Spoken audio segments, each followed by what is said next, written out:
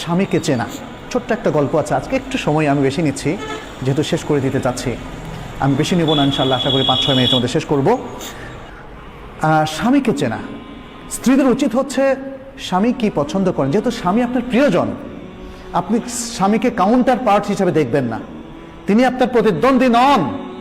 সুখী পরিবারের মধ্যে স্বামী হচ্ছে স্ত্রীর প্রিয়তম ব্যক্তি। অতএব স্বামী কি পছন্দ করেন, স্বামী কি পছন্দ করেন না, এটা স্ত্রীকে জানতে হবে। এখানে ছোট্ট একটা গল্প আপনাদের সামনে বলছি।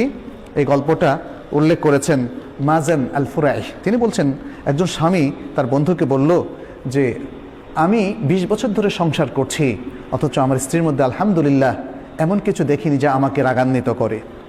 তখন বন্ধু খুব আশ্চর্য হয়ে বলল, কিভাবে এটা সম্ভব, কিভাবে করলে বলো তো দেখি, পুরো ঘটনাটাই আমাকে খুলে বলো।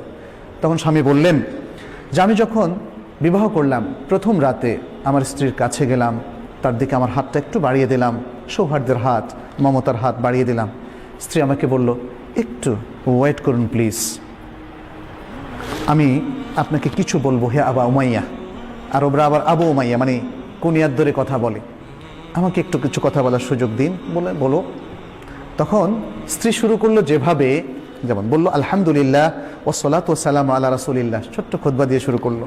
বলল আমি আপনার কাছে এমন একজন অপরিচিত মহিলা, আমাদের বিবাহবন্ধন হয়েছে আজকে প্রথমবারের মতো আমাদের সাক্ষাৎ হচ্ছে, সুতরাং এখনও তো পরিচিতি আমাদের ফুল হয়নি, আমি জানি না আপনার কি আখলাক, আমাকে আপনি বলুন যে আপনি কি পছন্দ করেন, তাহলে সেটি আমি করব, আর আমাকে বলুন আপনি কি অপছন্দ করেন, তাহলে সেটি আমি বর্জন করব।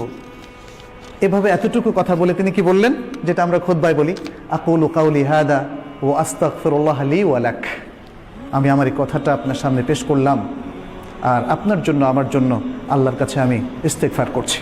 সুবহানাল্লাহ। অনেকে হয়তো বলবেন, আরে এটা তো দেখি ওয়াজ করতেছে বাসর রাতে, এটা তো অস্বাভাবিক রকম লাগতেছে। বাসর রাতে আমরা শুনি অন্যরকম সোহাগী কথাবার্তা, যেটা সাহিত্যের মধ্যে, গল্পের মধ্যে, উপন্যাসের মধ্যে আমরা পড়ি। আমি এখানে আমার থেকে অ্যাড করছি, সেটা হলো দেখেন, গল্প উপন্যাস আমাদের চিন্তা চেতনা কালচার পাল্টে দিয়েছে। এই যে মহিলা, অত্যন্ত বিদুষী মহিলা, অত্যন্ত দিনদার মহিলা, সে যে কথাটা বললেন, এটা আমাদের কাছে বলে কেমন ওয়াজ ওয়াজ কথাবার্তা, বিয়ের মধ্যে আবার এগুলো বলে নাকি? কারণ আমরা যে গল্প, সাহিত্য, যে আচার অনুষ্ঠানে অভ্যস্ত হয়েছি, এটা মানুষের তৈরি করা, সেগুলো আমাদের কালচার পরিবর্তন করে দিয়েছে। এই সুন্দর দিনদারি আমাদের থেকে একদম ছিনিয়ে নিয়ে গিয়েছে। মহিলা আজকে এত সুন্দর কথা বললেন, স্ত্রী ওই বন্ধুকে বলছে, আমার স্বামী বললেন, আমার স্ত্রীর কাছে যখন আমি এই কথাটা শুনলাম, ভাবলাম যে আরে এটা তো দেখি অত্যন্ত সুন্দর কথা, তাহলে তো আমাকেও একটা ভাষণ দিতে হবে। তখন তিনি বললেন, কি বললেন, আলহামদুলিল্লাহ ওয়া উসাল্লি আলা নবী ওয়া আলিহি ওয়া সাল্লাম, সকল প্রশংসা আল্লাহর জন্য এবং নবী সাল্লাল্লাহু আলাইহি ওয়াসাল্লামের উপর সালাতু সালাম। তারপর বললেন, ফাইন্নাকা কুলতা কালামান ইন থাবাত্তি আলাইহি ইয়াকুন লাকা হাযুক, তুমি কিছু সুন্দর কথা বলেছো, যদি তুমি এর উপর স্থির থাকো তাহলে এটা তোমার ভাগ্য। ওয়া ইন তাদঈহি ইয়াকুন হুজ্জাতান আলাইক, আর যদি তুমি এটা দাবি করে থাকো যেটা তুমি পরিপালন করবে না, তাহলে এটা তোমার বিরুদ্ধেই হুজ্জত হিসাবে, দলিল হিসাবে থাকবে।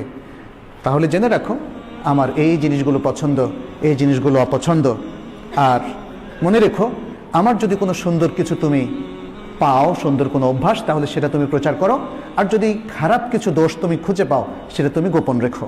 স্ত্রী বললেন এরপরে, আচ্ছা ঠিক আছে, এটা আমি মেনে নিলাম, আমার পরিবার পরিজন যদি আপনার সাথে দেখা করতে আসে, এটা আপনার কাছে কেমন মনে হবে, কেমন ভালোবাসবেন আপনি? বলল যে খুব বেশি জিয়ারত করুক এটা আমি চাই না, মাঝে মাঝে করতে পারে।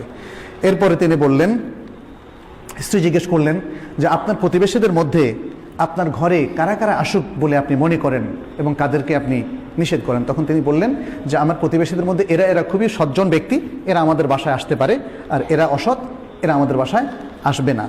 এই তারপরে স্বামী তখন তার বন্ধুকে বললেন যে ওই রাতটা ছিল আমার জীবনের সেরা রাত, একটা সুন্দর রাত আমি যাপন করলাম আমার স্ত্রীর সাথে।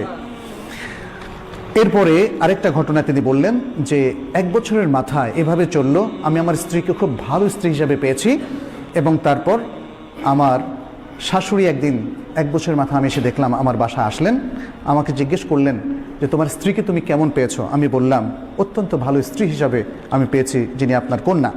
তারপর আমার শাশুড়ি আমাকে বললেন, হে আবু উমাইয়া, কিছু নসিহত করলেন। দেখো, ছেলেরা বা পুরুষেরা তাদের ঘরে তাদের প্রিয়তমা স্ত্রীর কাছে কখনোই অকল্যাণকর কিছু পায় না। সুতরাং তুমি তোমার সেই স্ত্রীকে কিছু আদব শেখাও, কিছু শেখাও এবং তাকে তুমি ভদ্র করো, শালীন করো, সুন্দর করো।